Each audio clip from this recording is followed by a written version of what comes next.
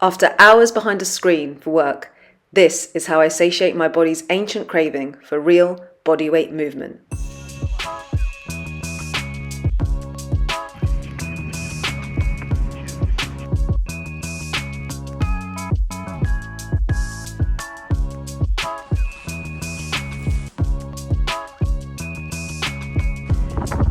Go straight up.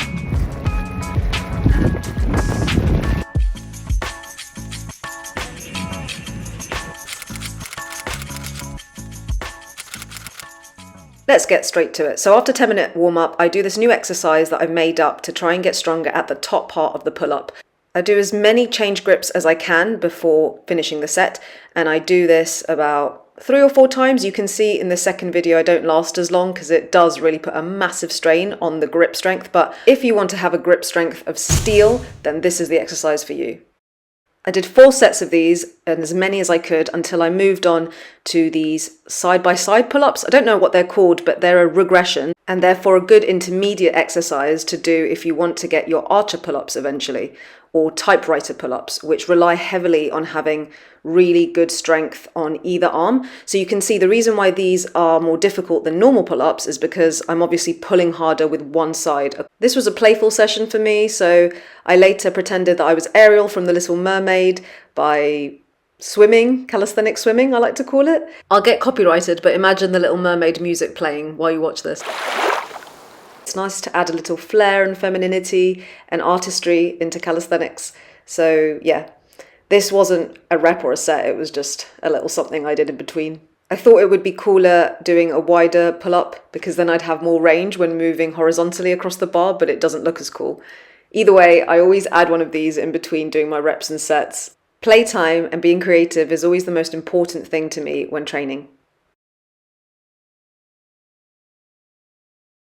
Anyway, back to the serious stuff. So you may have seen this in my latest muscle up progression video, but these extremely deep single bar dips are doing me wonders and I think an essential when trying to learn a muscle up because you're basically mimicking the hardest part of the movement, which is getting from under to over the bar. I find this movement so challenging that at the moment I'm doing about 4 sets of 2 to 3 reps each time with a substantial break in between the sets. When I mentioned earlier that they were great for muscle ups, I actually mean that they're great specifically for the slow muscle up, which traditionally is much harder than the one where you can swing and use slight momentum to get yourself over the bar. I want to get my muscle up from my pure strength, so practicing false grip and these single bar deep dips are essential. Someone approached me at the gym and was quite curious about what I was doing and what movement I was trying to achieve, so he actually volunteered to film me, and therefore I have quite a few filmed videos of each of the sets that I did of these, but I wanted to include them so you can see how progressively they get more difficult. Sometimes I don't quite make it over the bar, but I always try my best. I know that I'm getting stronger. I know that even in gym sessions where I feel I'm slightly weaker, if I looked at it on a graph, I am improving. I remember that staying consistent, even when it's not immediately rewarding, is where the shift happens. A lot of my sets end with the last rep of me not being able to get over the bar, but I'm still getting a bit of a workout by sustaining this L sit and making my abs burn. And that's a wrap for a quick 45-minute session during my lunchtime in between Zoom meetings and coding.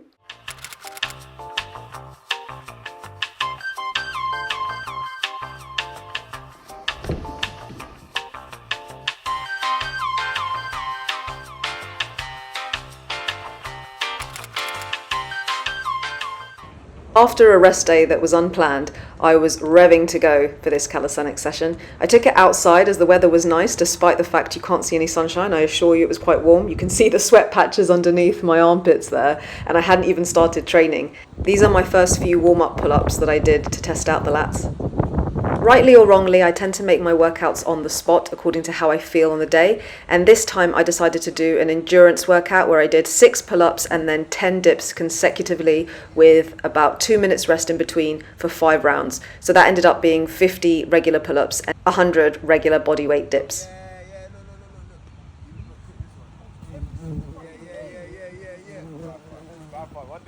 During one of my pull-up sets, I caught this really cute interaction between a mum and her daughter watching me do the pull-ups.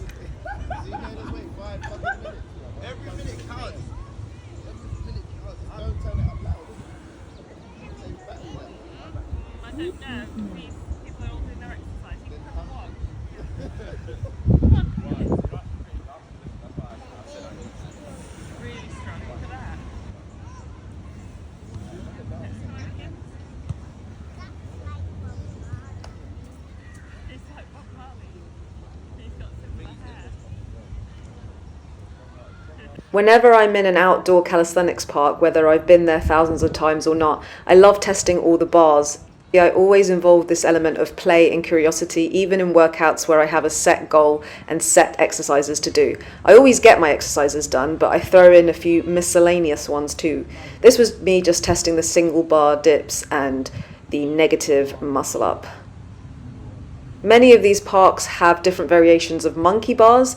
These monkey bars are quite wide apart, so you could do regular pull-ups, but if they were narrower in a children's playground per se and you needed to train somewhere, then you can do them with the neutral grip and your head going up and down in between the bars. I did these after my 50 pull-ups and my hands were burning. I didn't get any rips, but without chalk, oof, it hurts. I really liked my stint as Ariel from The Little Mermaid in calisthenics. I practiced this movement again because I want to make it really sleek and finesse so that it looks even better. The best calisthenics athletes make every movement and exercise look effortless, like they've turned off gravity, and that's how I want myself to look.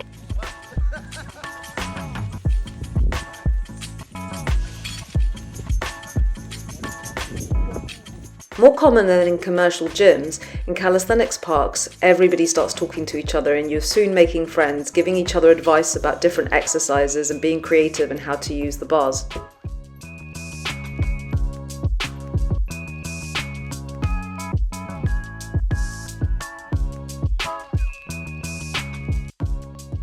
The minimalistic style of the calisthenics parks means that you can be super creative with the equipment and use it to your liking to test your body weight and get stronger, such as me again with the monkey bars, trying this upside down deadlift exercise, I like to call it.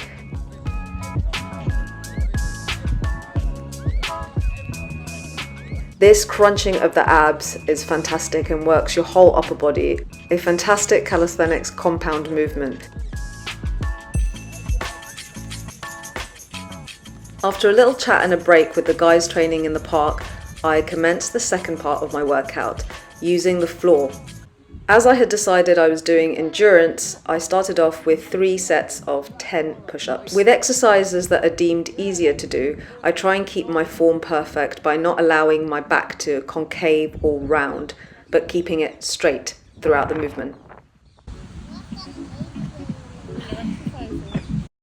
I should have done the harder variations of the push-up first, but anyway. I then went on to do some clap push-ups, hear me clap, and Superman, which I barely train now and I want to get back to because I was so good at these before. And then because I just wanted to be outside and be social, and because I never trained them for long enough, handstands. I start off with a few straight leg handstands.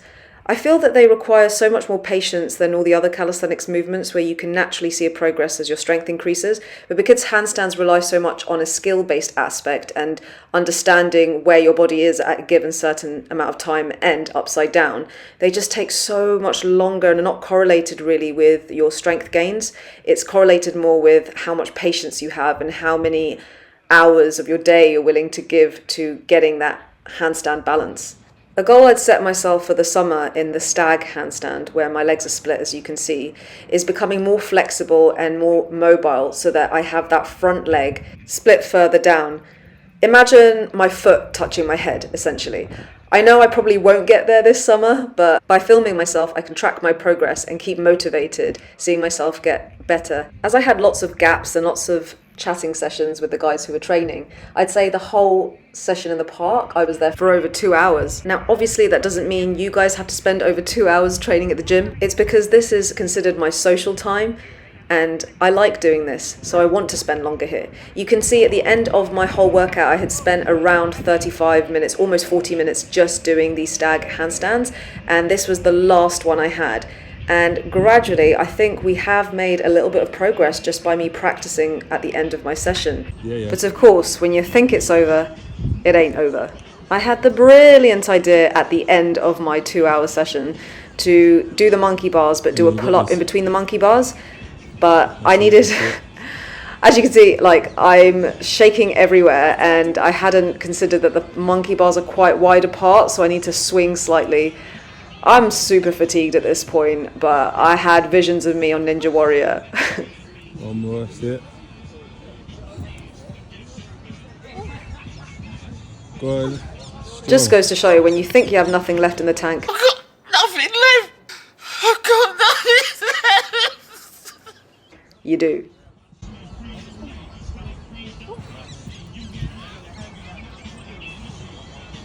Strong. That's it. So I'm tired now. Thank you. After that, I really did need a rest day, so this one was scheduled in the week. I did loads of boring admin-y stuff in the day that you guys would not be interested in. Instead, here's a little fit check that I did, pretending I'm one of those quirky girls who has their own style and makes it work for them.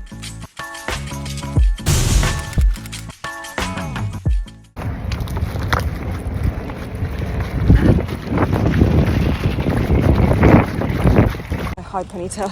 One of the good things about running at this time is that as soon as you leave your house, it's nice and warm. Obviously a bit too warm to run, like you can see, but I can put my top behind my sports bra, and then then it's really really pleasant to run. So even though I was really tired, it was hot. Oh, I'm so not used to running in the heat now. I'm drenched.